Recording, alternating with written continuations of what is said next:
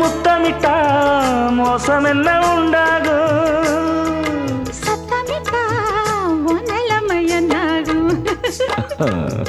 புது வளையல அரைச்சு தொண்டையில தான் நினைச்சு மாமன் கிட்ட பேச போற மணிக்கணக்கா.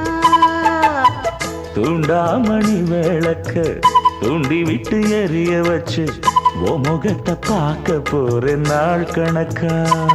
அந்த இந்திரன் சந்திரனும் மாமன் வந்தா எந்திரிச்சு நிக்கணும். அந்த ரம்பையும் ஊர்வசியும் மயிலுக்கு தொண்டுகள் செஞ்சிடணும். நான் காத்தாகி ஊத்தாகி மாமனை தழுவி கட்டிக்கணும். தூது வளையல அரைச்சு தொண்டையில தான் நினைச்சு நானும் கூட பேச போறேன் மணிக்கணக்கா.